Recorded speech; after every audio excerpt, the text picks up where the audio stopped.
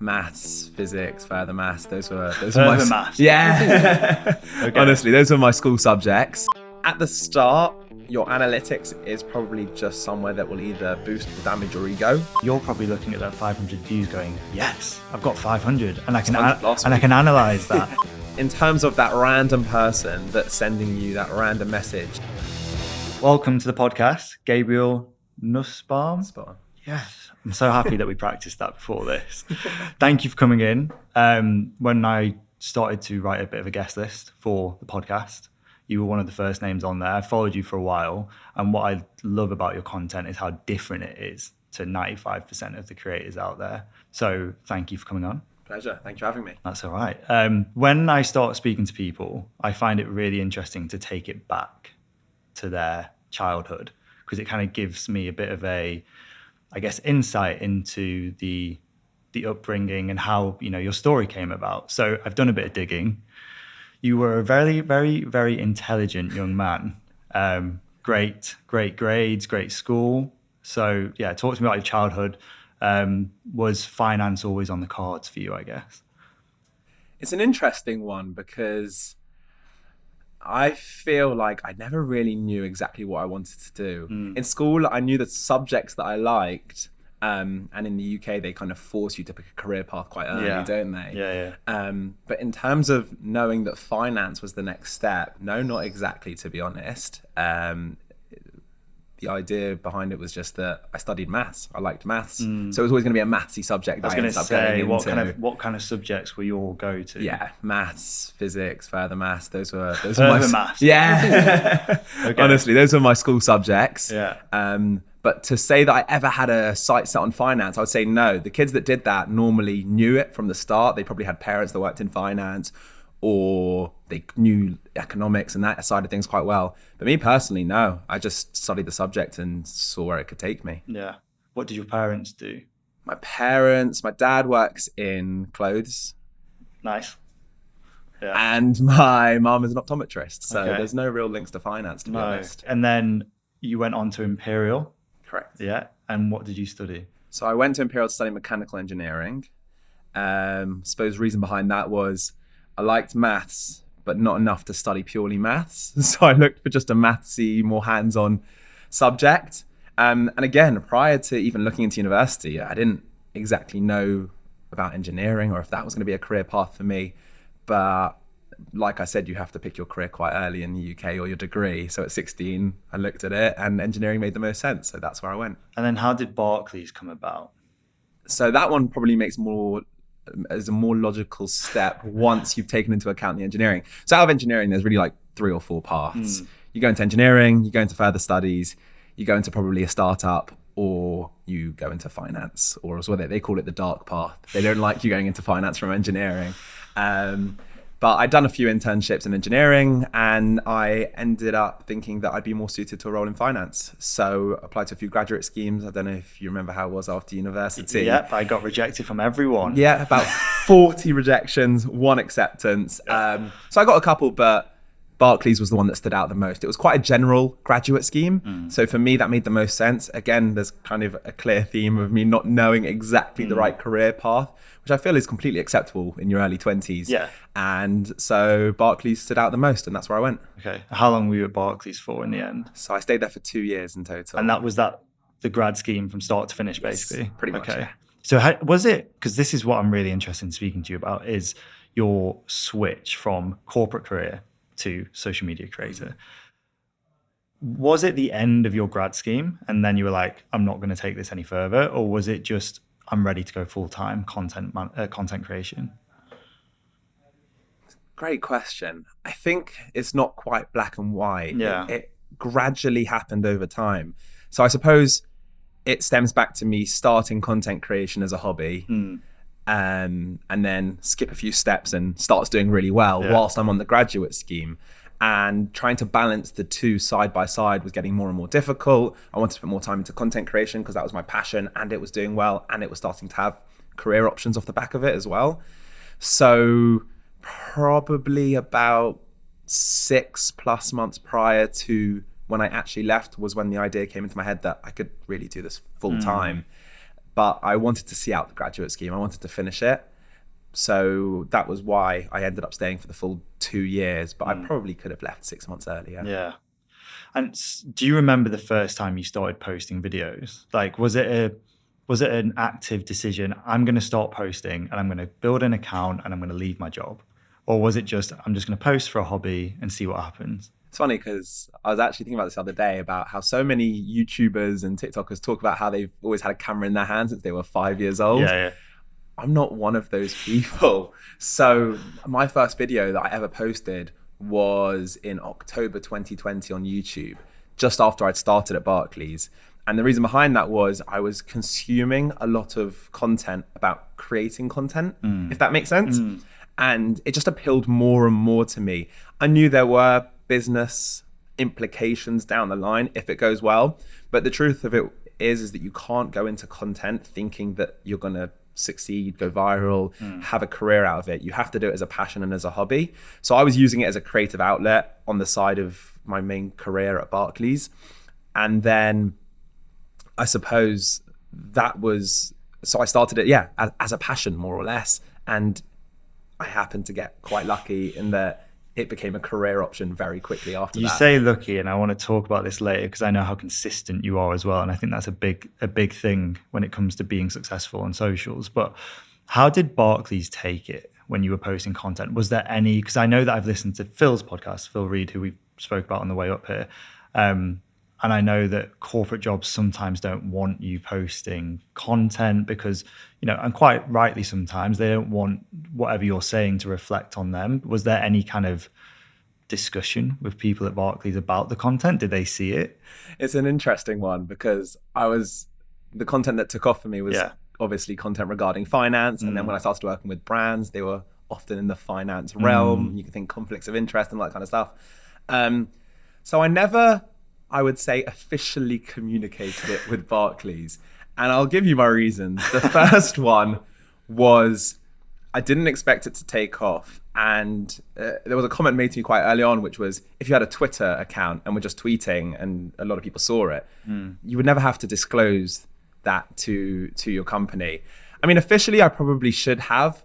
But then the way that I kind of considered it was I never mentioned Barclays in any of my content. Advice given to me by Phil Reed.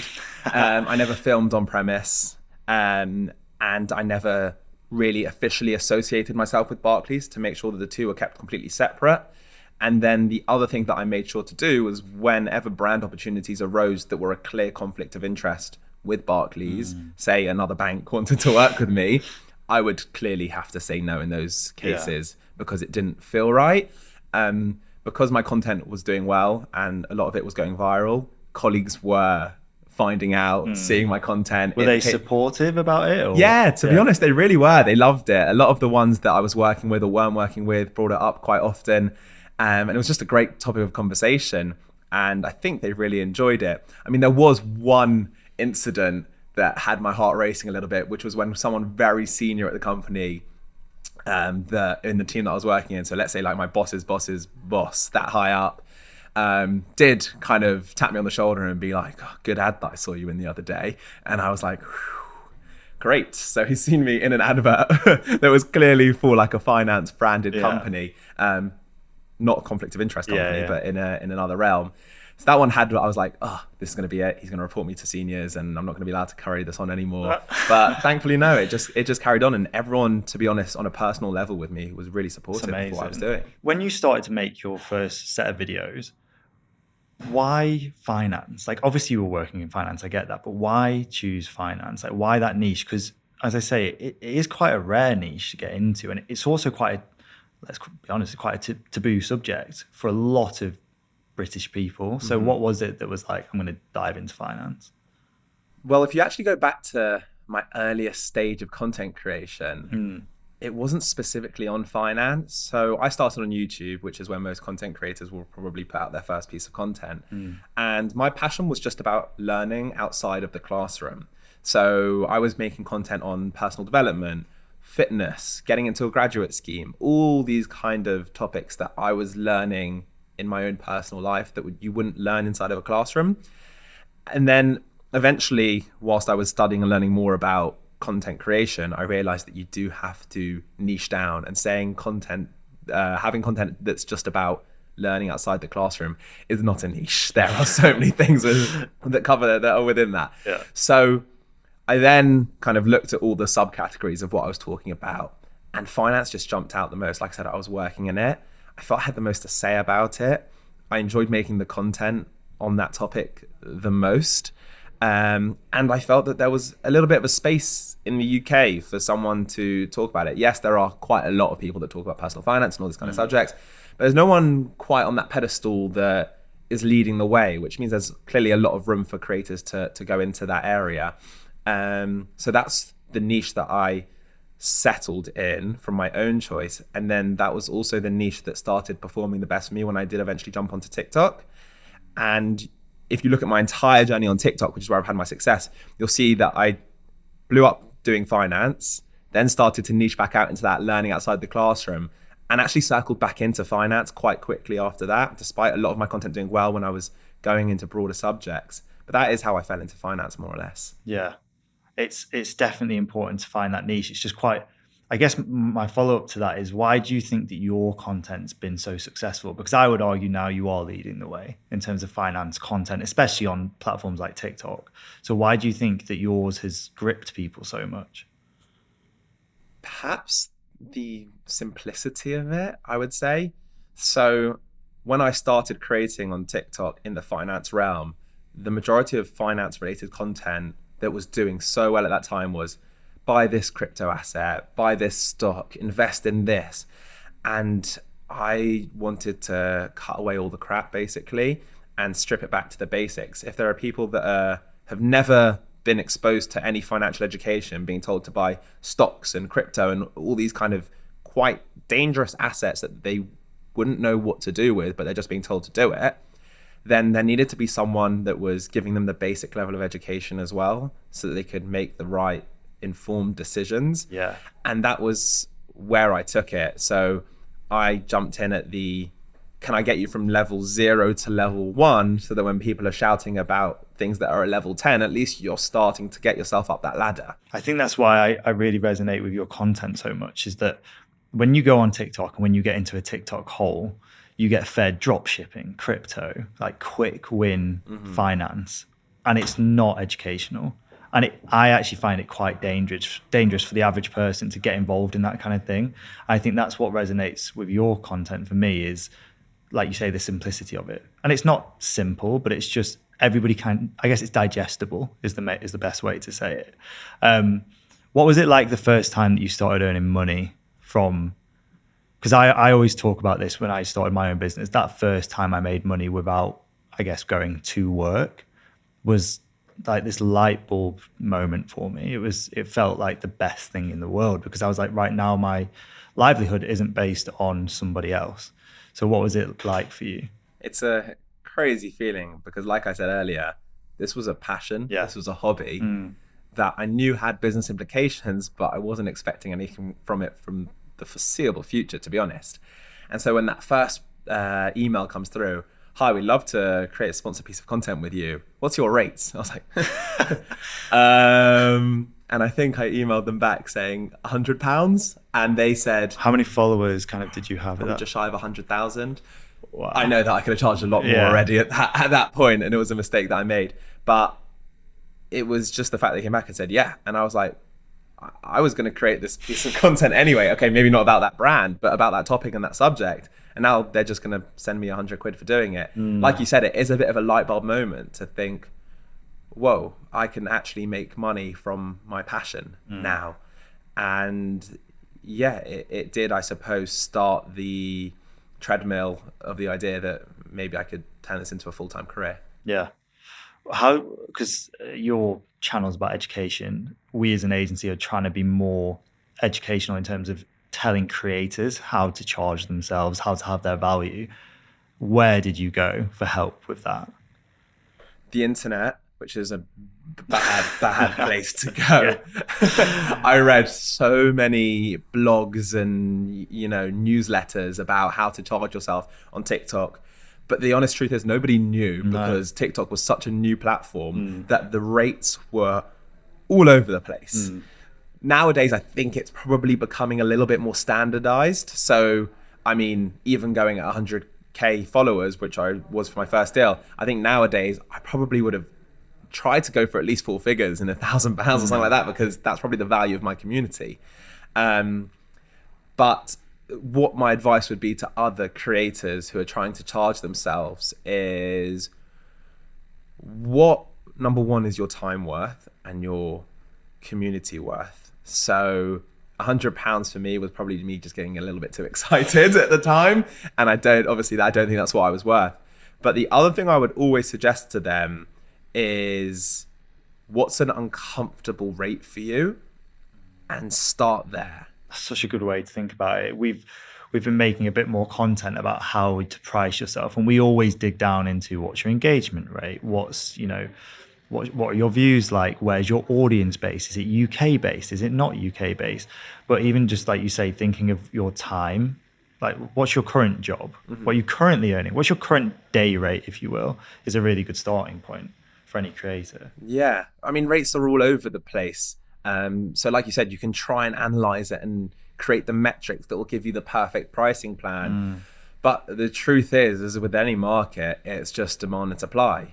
How badly do they want you, and how badly do you want to create for them? And meet somewhere in the middle. So I've heard of creators who are on 50,000 followers charging £2,000 for a brand deal. I've heard of creators on 1 million followers charging £500 for a brand deal. Yeah. And let's say they could even be in the same niche, talking about the same subject.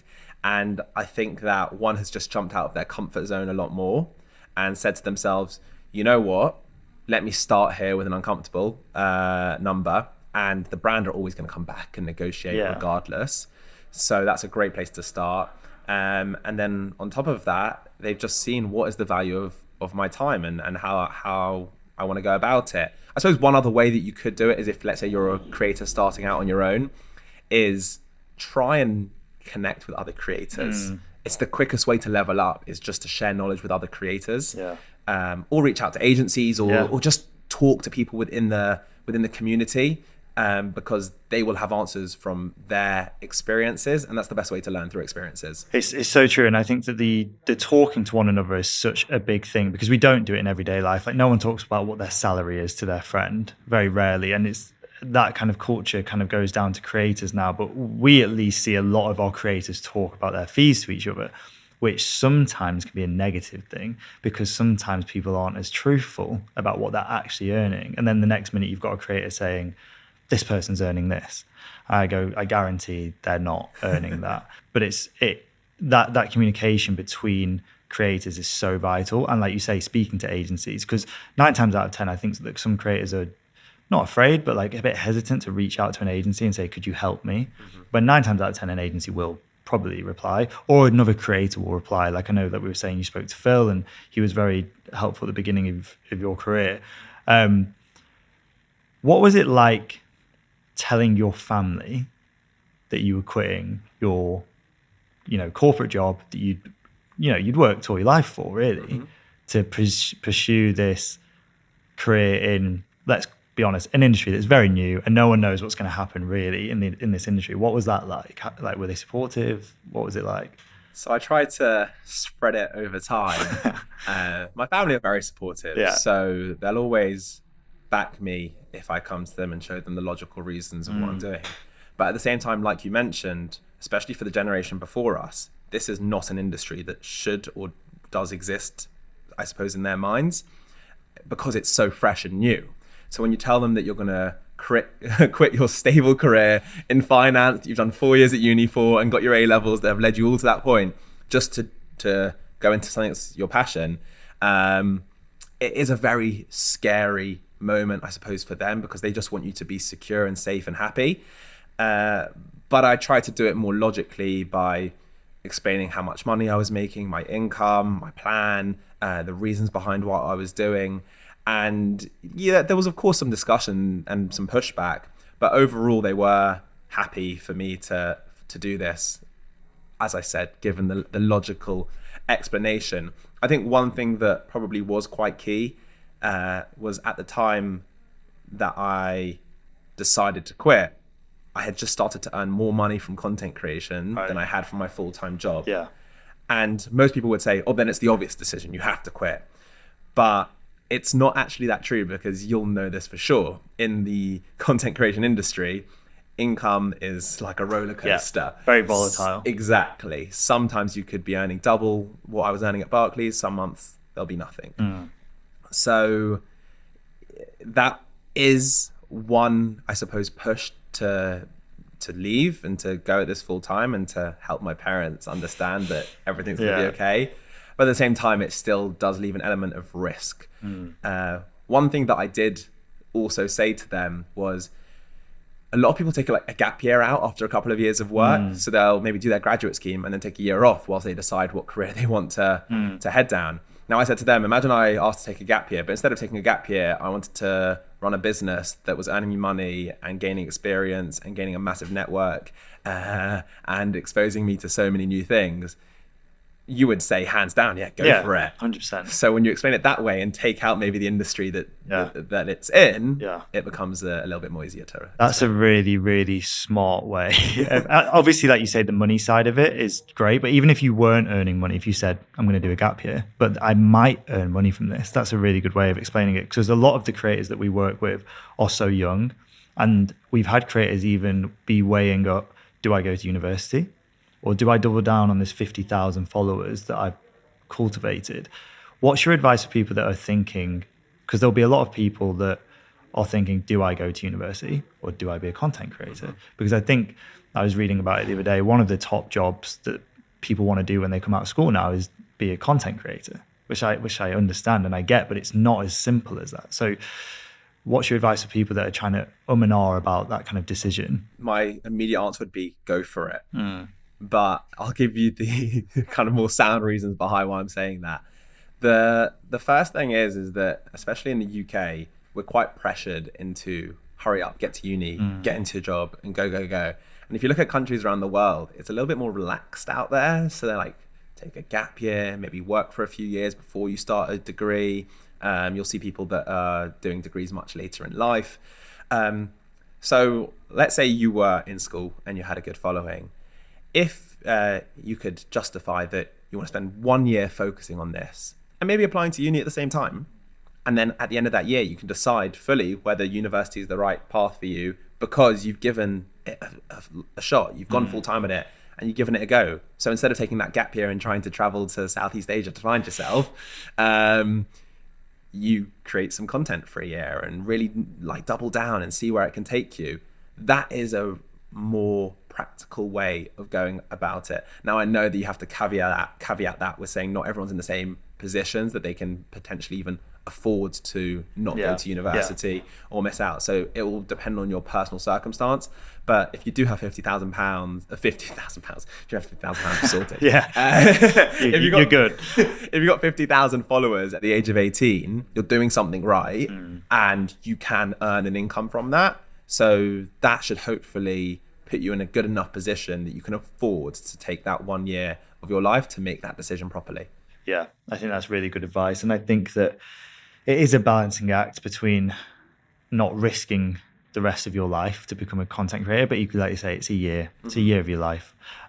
What was the balancing act for you like in terms of working full time and being a content creator? Because one of the things that I think that people really underestimate when you're a content creator is how much work it is. I'm not saying it's the hardest job in the world, but there's a lot of hours that go into it. Content, stressful. Ideas, like coming up with ideas, editing, filming, posting across 4 different platforms, captions.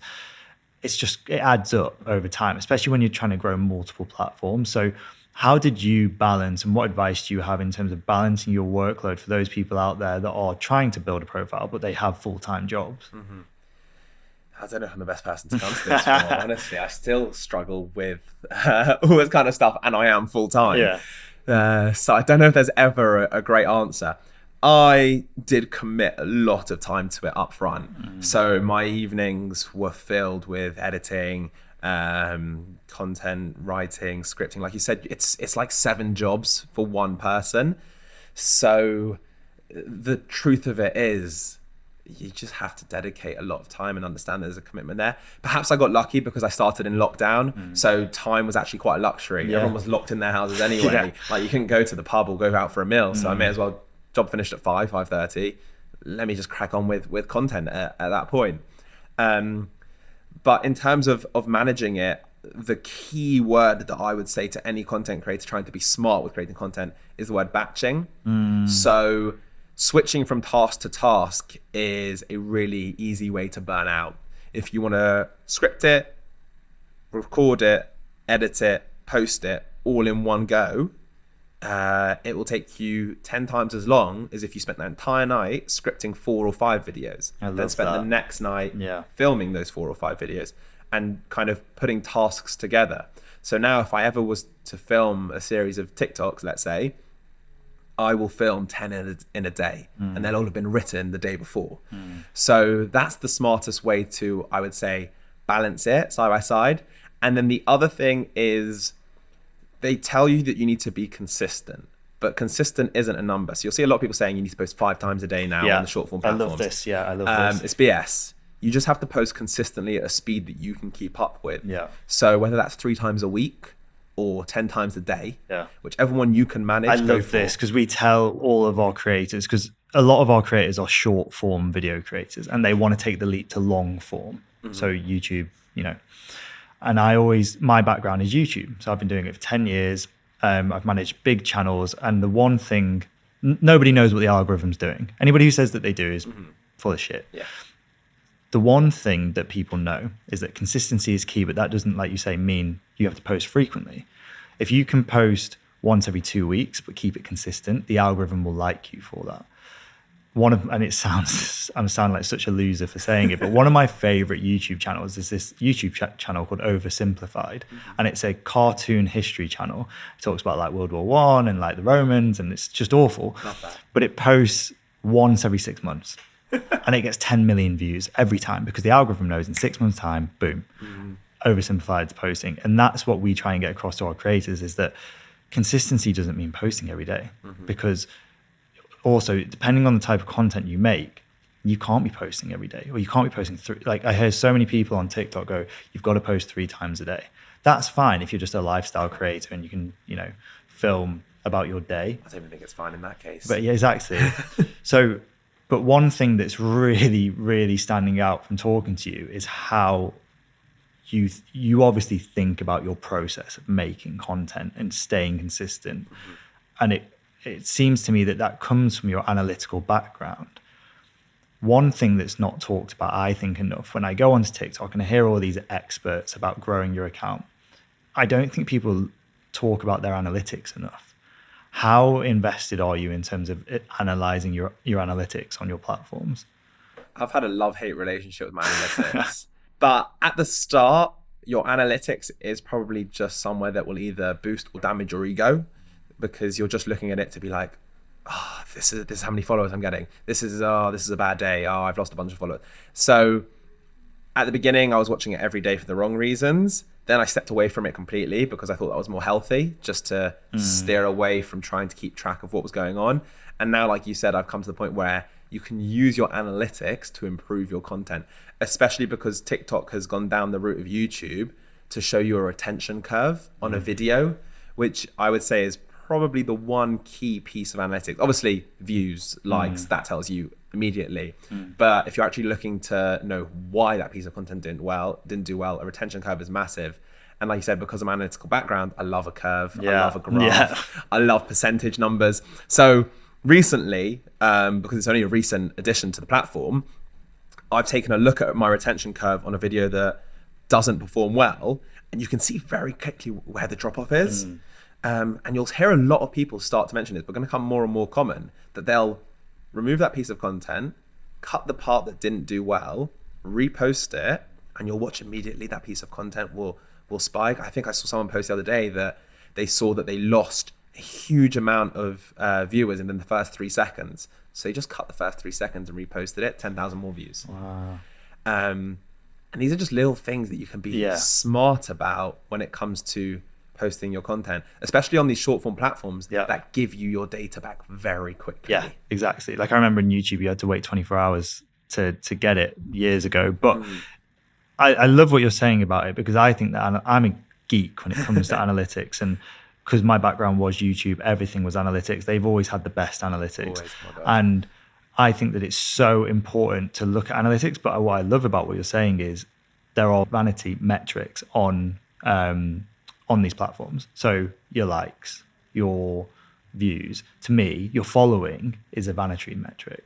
Your engagement, retention rate, the things that matter, where is your audience, the type of video that performs well, those are the things that you really should be looking at. And it can be stressful looking at those things, but if you utilize them in the right way, they're an incredibly powerful tool to improve your content. And I think that, and I preach this all the time, it's about your quality of content, your value add. It's very obvious what your value add is. But for a lot of creators, they are just kind of like you were in your early days, testing the water, what type of content they want to make. And for you to look at your analytics and go, actually, this performs quite well, this kind of content, and I enjoy it. But you have to be open to looking and really being a student of analytics, because I know that the creators on our roster that do the best are the ones that know their analytics back to front. They know exactly how many views they're getting, their engagement rate, where their audience is. When I speak to a creator and they're like, I'm not sure where my audience is based, start there, because that's a huge, because if you don't understand that your audience might be outside of the UK, why are you making UK focused content? Makes no sense. It's an unbelievable point. I liked what you said about the vanity metric at the beginning, because that's what people immediately jump to when they start to grow on the platform. And those aren't your analytics, or they're not really necessary analytics, especially if we're focusing on short form content. So the way that you'll grow on the platform is through viral content. Your everyday content that you're posting that's going to your core audience doesn't grow you, because your core audience are there, right? Yeah. So when you're trying to look at that one piece of viral content and think to yourself, how can I recreate that?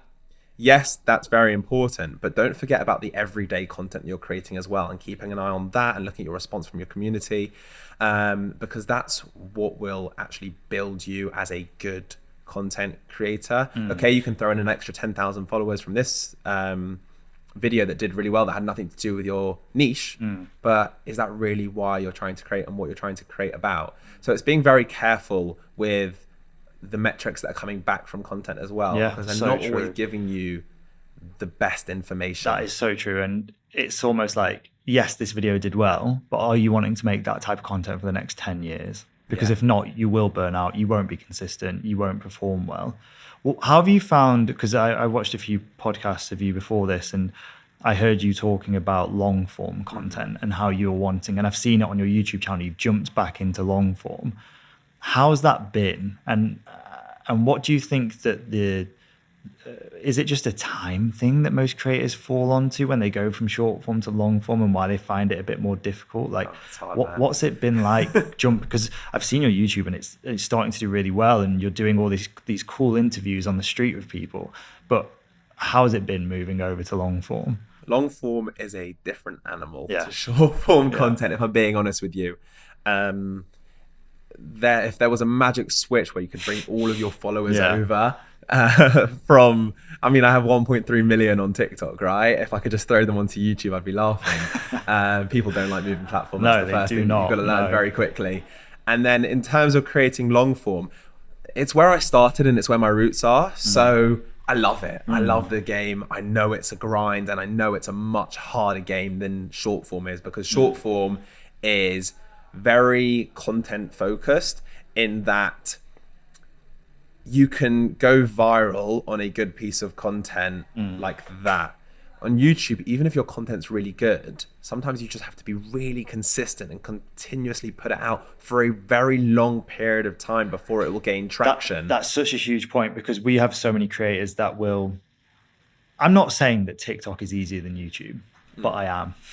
It is. It is. For virality, that's what it's built for, right? Exactly. And just from a time and an effort point of view, you have to put in more time, more effort to build a big YouTube. Well, prior to Shorts, and we'll get onto that, but prior to Shorts, it took way more time, way more effort. And I think that that's such a good point in terms of just the time that goes into it. basically. Now, obviously, Shorts has changed the game, and now you can build millions of followers. But even from the short side of things, try and get your Shorts subscribers to watch your long form. Good luck. It's so difficult. Yeah, I've had a battle with this. So actually, when I started putting my Shorts on YouTube, I created a separate channel. Really? Okay. Because I thought to myself, I don't want this channel with 100,000 followers on it where I can't get a long form piece of content to get more than 1,000 views. And that was a real, I suppose, mental struggle of mine, because you'll see that now. You'll see a lot of creators that create brilliant short form content going onto YouTube, building a big subscriber base, but they can't get anyone to watch their long form. Yeah. So that was my logic behind, let me just split them so that I know how well one is doing versus how well the other one is doing. But the message, I suppose, coming out of YouTube, in the fact that they're building tabs, so now on your page you'll have a tab for long form, a tab for short form. I think that they see the future creator or the future channel as having both of those on the same channel. So when I took a step back, I looked at it from another perspective, which was, okay, yes, I'll have 100,000 followers. I don't yet, but if you want to subscribe, please do. I'll have 100,000 subs on YouTube, where I can get 100,000 views on my short form content, and I can't get 1,000 views on my long form content. But the reason I'm okay with that is because, number one, would I rather have a channel with 100,000 subscribers or with 1,000 subscribers? Probably 100,000 in the first place is better. But number two, it's a very clear indicator to yourself that your long form content isn't great. Yeah. 100%. That's all it's telling you. Yep. If you're getting 100,000, you've got 100,000 subs and you can't get more than 1,000 views on your long form, it just means get better at what you're doing. You're doing the right thing with your shorts. Keep going on that front, but maybe pivot and change the style. So unless your long form is about gardening and your short form is about roller coasters, you get the point of what I'm trying to say. No, 100%. Put them on the same channel and just take the hit on your ego. Yeah. To let you know that I think that most of the creators that we speak to, the issue that they've got with long form is that, like you said, when you post long form content to begin with, your views are shit for a long period of time for most people. Still are for me. And they'll get there. And I think that the issue that a lot of creators have is that they've come from platforms, even Shorts now, where you can generate a lot of views very quickly. And when I've seen creators post 3 YouTube videos, long form, 300 views, 100 views, 200 views. I'm not doing this anymore. I'm not getting any views. And I've come from a background of, I worked with channels for 2 years where they did that, and then it tipped because they got better, like you said, at their content. Their editing was better. The quality of their content was better. The way in which they learned how to hook people in terms of that retention rate was better. And I think that, like you're saying, you just have to get better at doing it, but you're only going to get better if you keep going.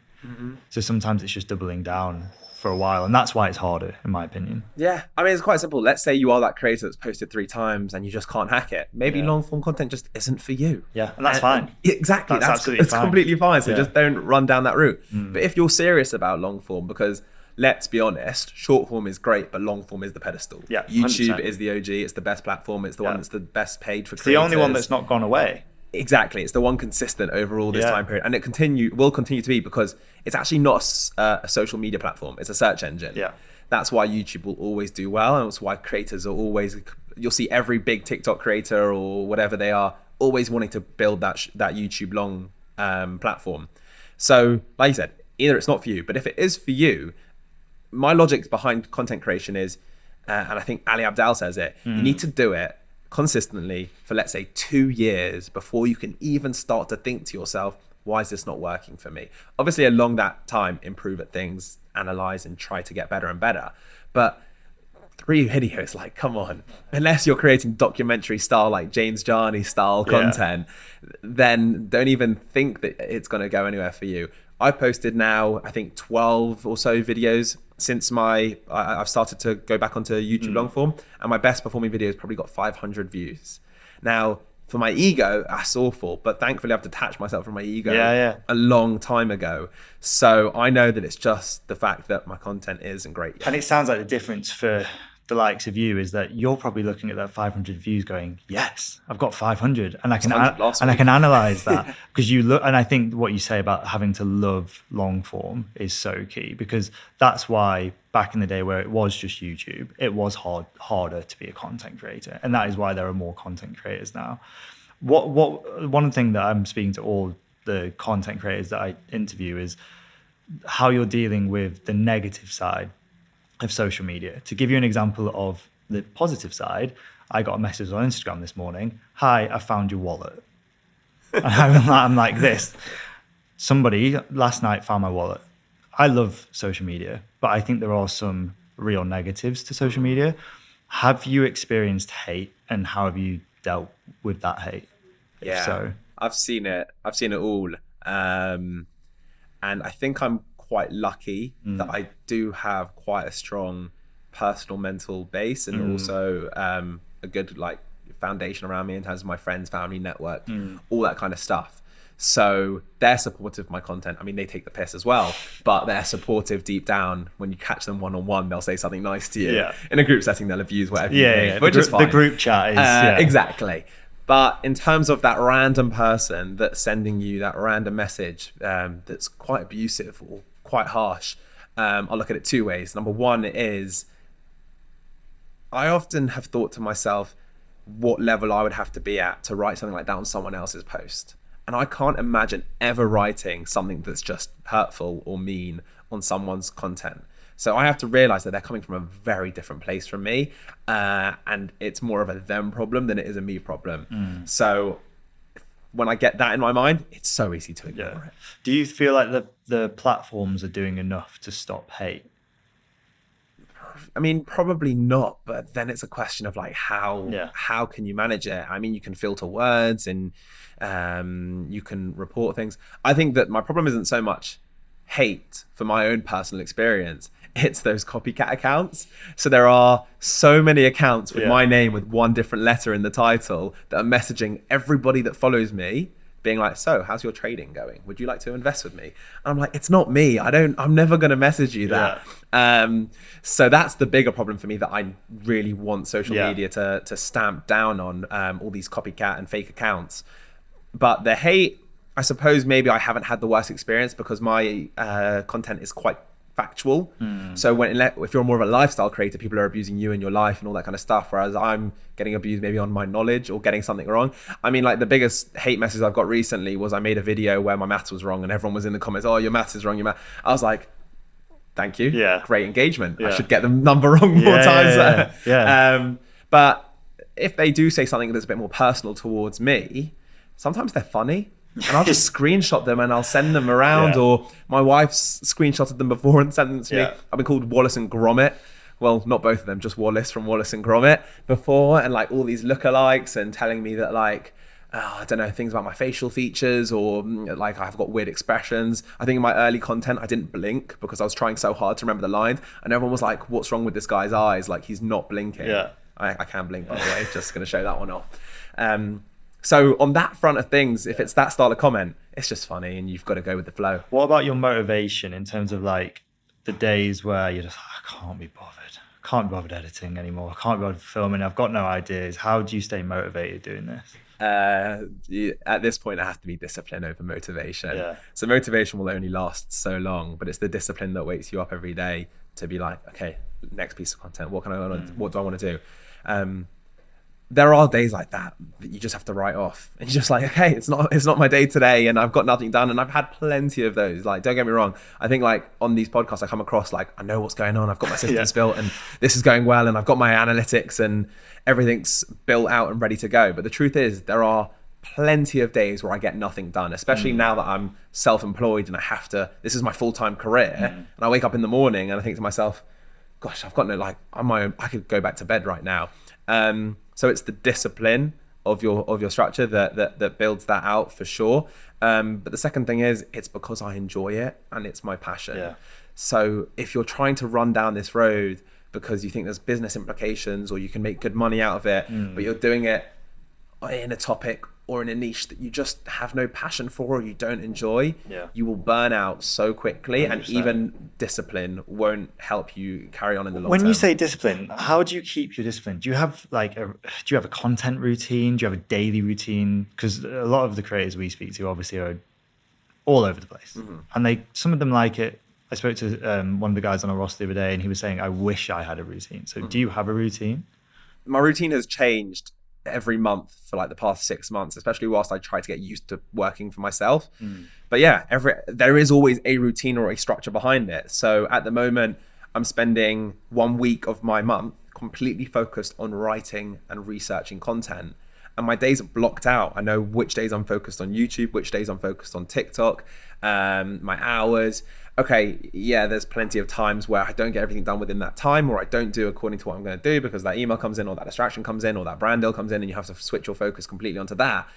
But the high level is there, so I do have that. And then the following week is the filming week, and that's the way that I switch my brain. And then I have another week which is like a bit miscellaneous, so I can try a new opportunity or a business venture, or spend an entire week networking if that's what I want to do. But it's just planning up front,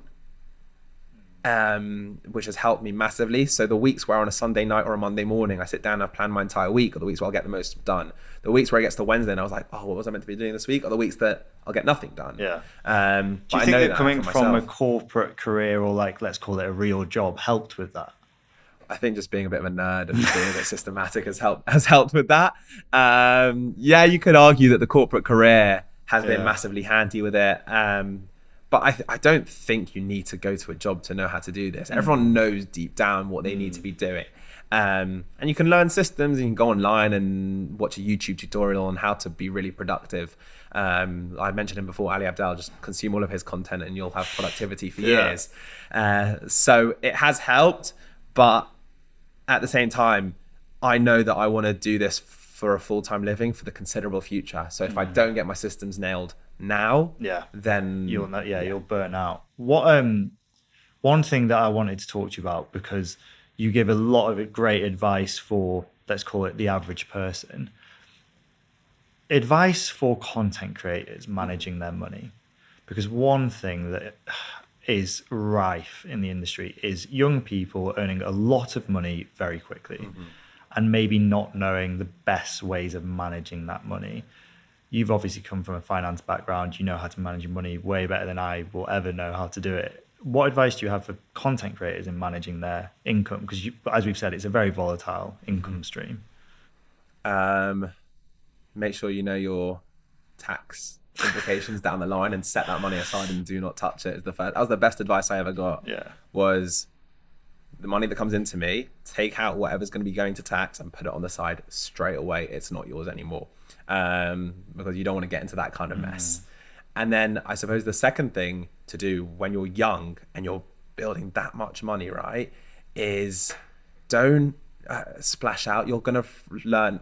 Maybe you just have to experience it, to be honest, but you're going to learn very quickly that the material things that you're trying to buy with all of that money are not going to make you happy. So I've seen a lot of young creators that will go and buy a car straight away, and that just might not be the right decision, right? You're 19 years old. Like, why do you need a car, like a flashy car at that point? Go buy yourself a Peugeot 203. Who don't sponsor this podcast, but I would love to get a free one. So that would be that. I mean, if you're living, let's just save as much money as possible, especially in the economy we're in right now. Having money is so important.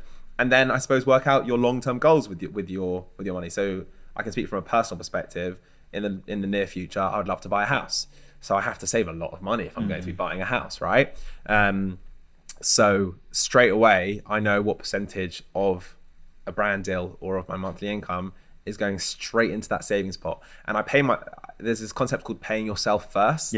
So when you get paid, when I say pay yourself, I mean pay your future self first. So when you get that money, pay your future self. Give them that money. That is their money. Whether you're going to save it or invest it or do something a bit more risky with it or a bit safer with it is probably something that is a personal decision, and also on your time span of what you want to do with that money. But the bigger that percentage of saving, the bigger the percentage can be of your check that is going straight into savings or investments, the better. 100%. I can't give financial advice. I'm not qualified, right? So we have to be careful with what advice we give to creators. But one thing that I always say to them is take your money and halve it, because realistically, after tax, after expenses, that is kind of what you're walking away with. And it's just a good way to figure out where you're at in terms of your income. The second thing that I always preach to people is you have no idea what you're going to earn next month, and neither do we. We get so many creators join us and say, how much am I going to earn if I sign with you? I always tell them, I have no idea.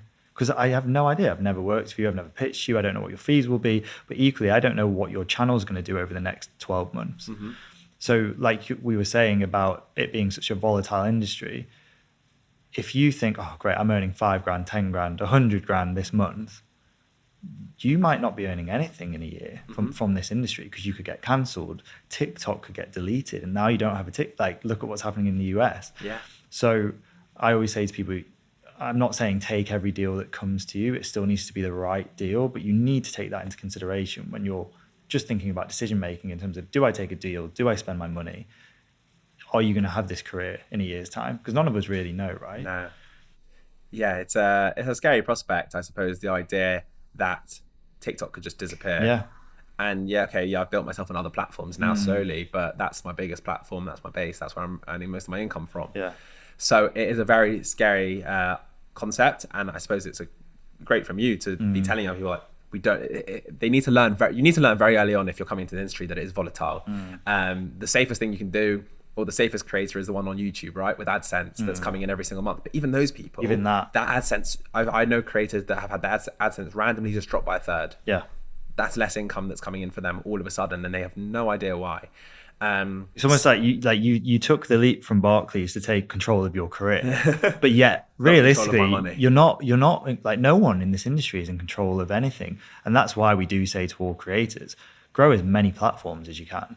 You know, I know no one is on Facebook anymore. Grow your Facebook, grow your Snapchat, grow your TikTok, grow your Instagram, grow your YouTube, and I know it's difficult to do that all at the same time, but that's the only way that you're going to have a sustainable career, and that's the key, right? If you're going to hop out of a long-term career like banking, you better make sure it's going to last, kind of 100%. Thing. And that's the kind of message that's got to go to all creators. What about in terms of, because I was actually thinking about this, the cost of living crisis. Yes, love it. Has it made your account more popular? Have you had more engagement and more people reaching out for advice since we've had a bit of a pretty big economic turndown since COVID? Is that even maybe one of the reasons why you think your account maybe took off? It's a great question, and I actually haven't seen so much correlation between it.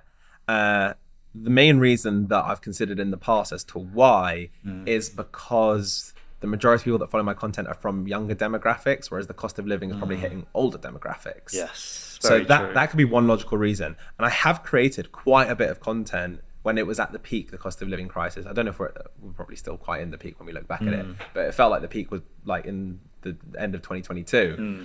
And that content was mixed reception as to whether people wanted it or not. A lot of times people were like, I've come on TikTok to relax. I don't want to be constantly told about the cost of living crisis. So, I mean, I started to do well prior to the cost of living crisis, which is perhaps why there isn't so much correlation between the two. I try to do my bit. So regardless of whether the content does well or not, I still feel a little bit of a duty. I'm in a finance niche, right? So I still feel a duty that I need to share and help people that are in the cost of living crisis, regardless of whether that content does well or not, because that's just my obligation to try and educate people and bring them up through the ranks with me.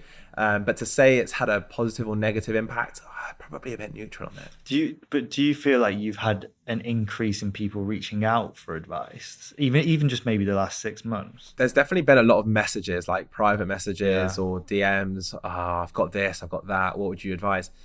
I can't respond to them. Well, this is what I was going to say. Are you legally allowed? No. Okay. So with being in the finance niche, you have to keep it very broad and very general, and very non-specific. So the worst thing that I could do as a content creator is answer someone's DM with specific. Take the £700 and put it there, and that is completely illegal for me. Are you allowed to? You know how a lot of creators, they'll reply to a comment as a video, especially on TikTok. There's a great feature you can do that. Are you allowed to do that? Yeah, I probably could do it. Again, you have to just be careful with how you do it. It's not that hard to maneuver around. It's just all about being careful and just making sure that you're never giving anything specific or anything that can force people to make a decision or telling people what to do. Basically, I try and focus on the education level.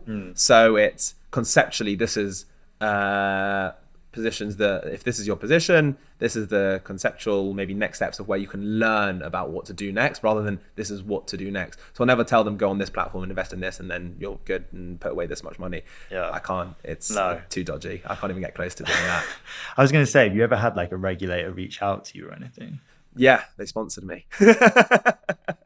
I mean, they just wanted to do one about staying safe online. Perfect. At the height of everything, when it was kicking off, and like we spoke about crypto and stocks and all those dangerous videos, they were very quick to jump in and be like, let's make a video together to tell people how they can be safe.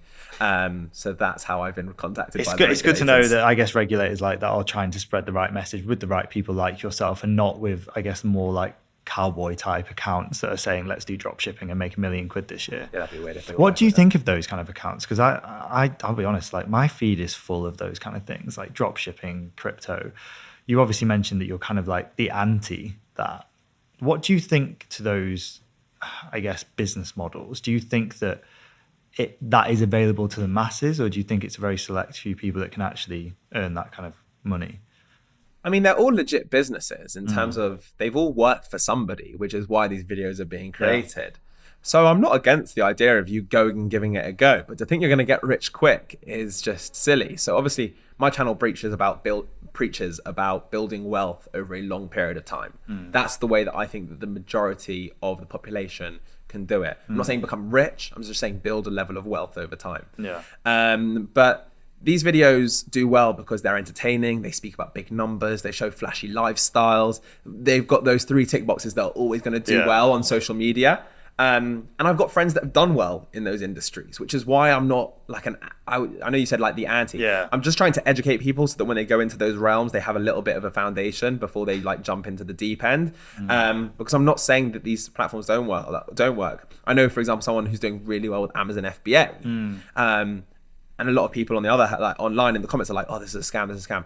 It's not. It's just very, very hard. And a 30-second TikTok is not going to teach you everything that you need to know to get to the levels that you're watching. I think that's the disparity, is when people make it sound like it's so easy. When they're like, oh, an hour of work a week and you could have 100 grand sitting on an island by next year. That's where I think I draw the line.